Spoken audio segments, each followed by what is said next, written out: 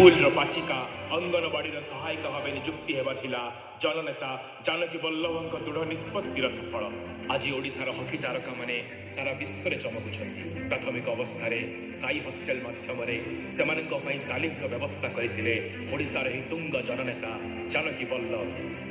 ओडिशार अगम्य अंचल को जोगाजोग रास्ता सेतु जमी से निर्माण करते सेमिति गाँ गाँव में बिजुली आलोक जोगाई से वर्ष वर्षर अंधार को दूर कर एक आलोकित पथ जोगाई देते। ओडिशा निर्माण ही विश्वकर्मा जानकी बल्लभ थे यथार्थ जड़े प्रज्ञा पुरुष। ओडिया और संस्कृत भाषा असाधारण पांडित्य।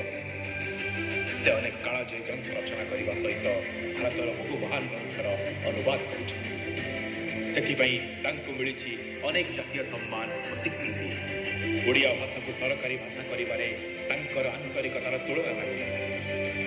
2009 सीमा संलग्न उत्तर पूर्व भारतर गुरुत्वपूर्ण राज्य आसाम राज्यपाल भाव कार्य कर महत्वपूर्ण दायित्व मिलता। से गुरु दायित्व को सुचारू रूपे बहन कर निज कार्यकाल अवधि में शांति और स्थिरता को सुनिश्चित करते। से ओडिशा और आसाम मध्य संपर्क को सुदृढ़ करने निरंतर चेष्टा करते। निबिड़ संपर्क प्रमाण भाव में प्रयास आसाम दिब्रुगढ़ एक भव्य जगन्नाथ मंदिर निर्माण कर आज से मंदिर दुई राज्यर संस्कृति को एकत्र कर एक आध्यात्मिक सेतु भाव में दीप्तिमान। मोर नीति और आदर्श है राजनीति है राष्ट्रनीति। जननेता जानकी बल्लभ थे जड़े बंधु वत्सल दरदी मनीष।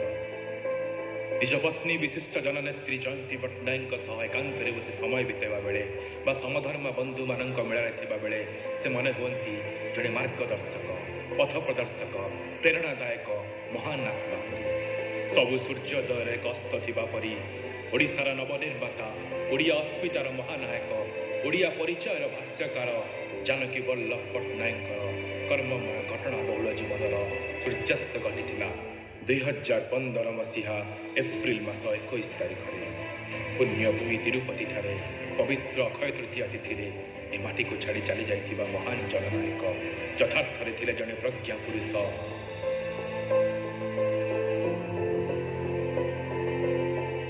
ओडिशा को प्राण भरी भल पाउथुबा ओडिशा को नुआ करे गढ़िथिबा अम्लान जननेता।